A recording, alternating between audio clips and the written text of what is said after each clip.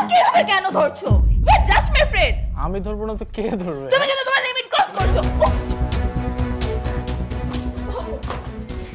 কংগ্রেস, আমি বিষয়টা দেখছি। এই বদমাইশটাকে অ্যারেস্ট করো যাও।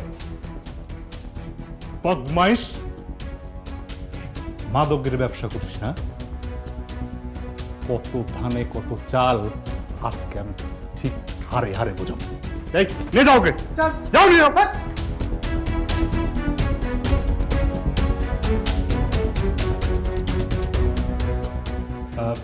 প্লিজ বাবু সাহেব, ওনাকে আপনি বাসায় নিয়ে যান।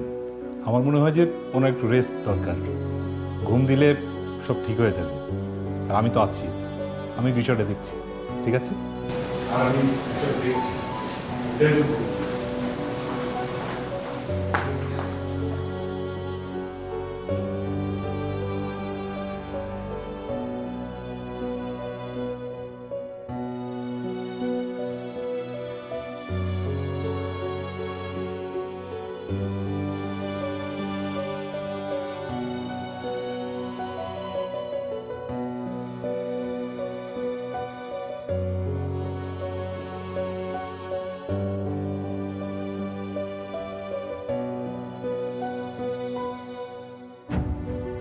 এই আপনাদের মতো বাবা মায়েদের জন্যই আজকে শত শত ছেলে মেয়েদের সংসার ভেঙে যাচ্ছে।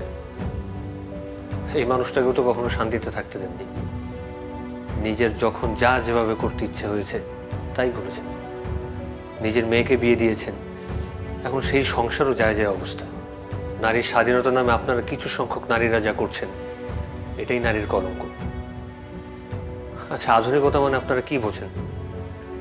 শর্ট ড্রেস পরে নাইট ক্লাবে ছেলে বন্ধুদের সাথে নাচানাচি করা, নাকি বিভিন্ন ধরনের নেশায় আসক্ত হয়ে থাকা? এগুলো কোনো কিছু আধুনিকতার মধ্যে পড়ে না। আর এই যে আপনি বাবা হিসেবে কখন এতটুকু জানতে চেয়েছেন রাত বিরাত আপনার মেয়ে কোথায় থাকে, কার সাথে মেশে, সে কতটুকু সুরক্ষিত আছে? কিছুই আপনি জানেন না। কিন্তু ছোটবেলা থেকেই যদি মেয়ের প্রতি এই সামান্য কেয়ারটুকু করতেন, তাহলে আজকে আর আপনাকে এই দিনটা দেখতে হতো না। হ্যাঁ বাবা, প্রথম থেকেই কাদামাটিকে যেভাবে গড়ে তুলবে সেভাবেই তৈরি হবে পাত্র। স্বামী কিংবা বাবা হিসেবে এটাই আমার ব্যর্থতা। একটিও সঠিক পাত্র আমি গড়ে তুলতে পারিনি। শেষ বয়সে এসে ধাক্কা খেয়ে শিখলাম আর ভুল হবে না। প্রতিটা ভুল মানুষের জীবনে তার পিতামাতা অথবা অভিভাবকের কাছ থেকেই এমনটা হয়ে থাকে। আমার জীবনও হয়তো তাই হয়েছে। বাকিটা জীবন গুছিয়ে তোলার চেষ্টা করব।